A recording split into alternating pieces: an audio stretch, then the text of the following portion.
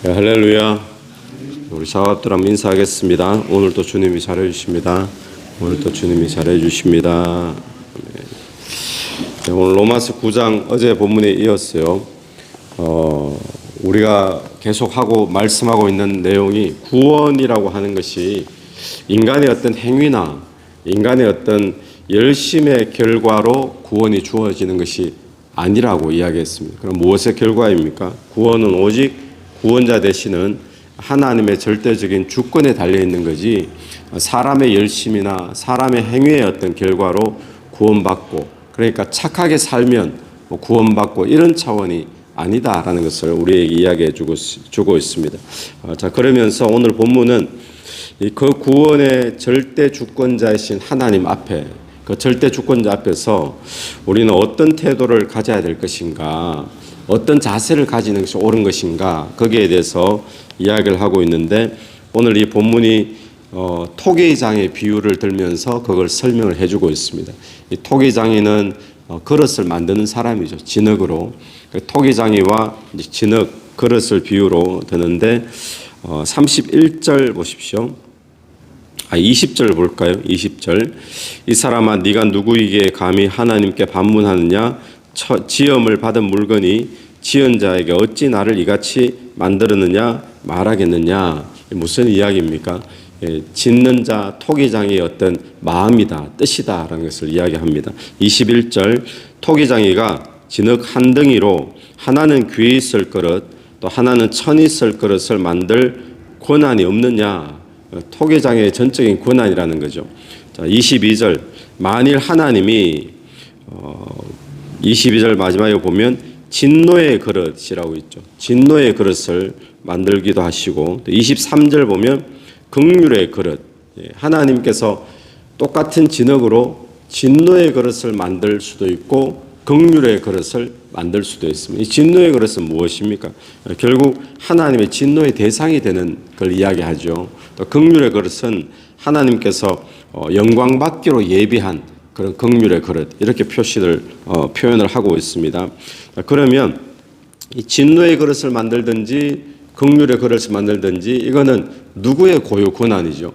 토기장이의 고유 권한입니다. 여기에 대해서 그릇이 왜 나를 이렇게 만들었느냐, 왜 나를 저렇게 만들었냐 따질 권한이 없다라는 거죠. 따질 수가 없다는 겁니다. 자, 그런데 오늘 이 내용에서 중요한 것은 무엇인가 하면 어제 본문도 마찬가지고 오늘 본문도 마찬가지고요. 중요한 것은 24절입니다. 24절. 이 그릇은 누구라 그러죠? 이 그릇은 우리니. 24절에 이 그릇이 어떤 그릇입니까? 바로 앞에 나와 있는 긍휼의 그릇. 긍휼의 그릇. 이 그릇은 우리니 유대인 중에서뿐 아니라 이방인 중에서도 부르신 자니라.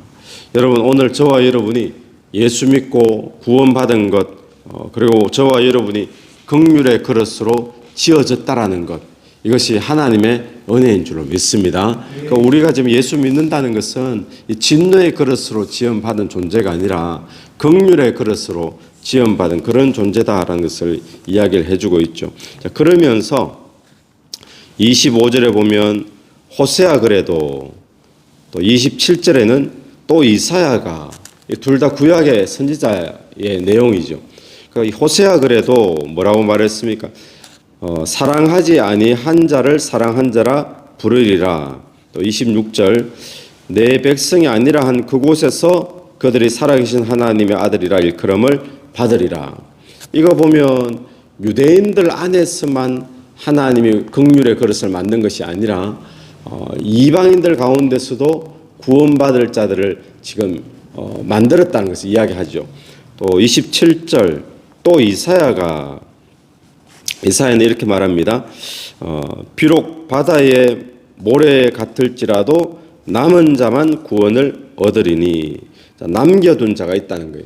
29절도 마찬가지죠. 또 이사야가 미리 말한 바 만일 만군의 주께서 우리에게 씨를 남겨두지 아니하셨더라면 하나님께서 남겨두신 자, 이 남겨두신 자가 누구일까요?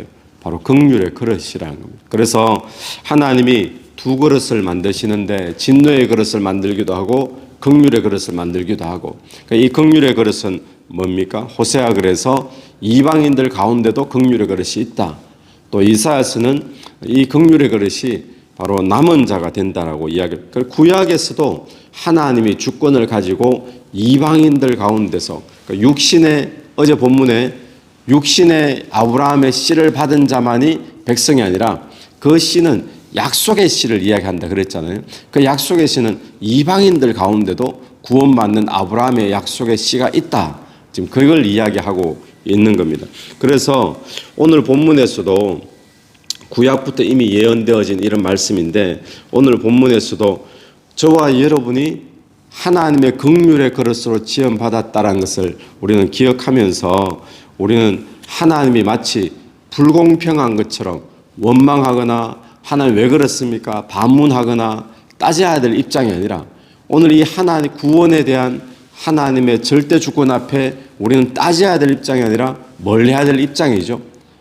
하나님 나를 긍휼의 그릇으로 만들어 주심에 대해서 감사하고 찬송해야 되는 것이 저와 여러분이 해야 될 입장인 줄로 믿습니다. 이 구원의 절대적인 주권 앞에 우리가 할 수 있는 것은요 한 가지밖에 없어요. 뭐 행위를 보탠다든지 선함을 보탠다든지 그런 것이 아니라 뭐밖에 없습니까? 그냥 감사함으로 믿는 것밖에 없는 거예요. 그래서 오늘 오직 믿음으로 구원을 얻는 줄로 믿습니다. 그래서 하나님께서 저와 여러분을 긍휼의 수많은 그릇들 가운데 수많은 인생들 가운데 왜 하필 나를 긍휼의 그릇으로 만들어 주셨는지 이것을 우리는 웬 은혜인지 또 웬 감사인지 그래서 주님을 찬송하고 예배해야 되는 거죠. 그러니까 오늘 하루도 저와 여러분이 구원받았다는 것에 긍휼의 그릇으로 만들어졌다는 것에 감사하면서 찬송하는 그런 복된 하루가 되기를 간절히 축원합니다. 같이 기도드리겠습니다.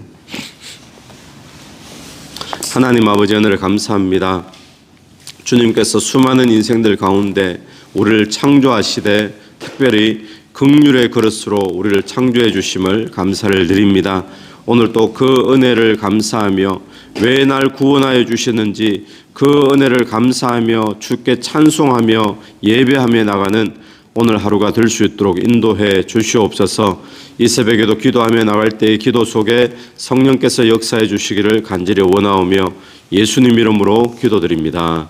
아멘. 오늘도 예수 이름으로 승리하시는 하루 되길 바랍니다. 아멘.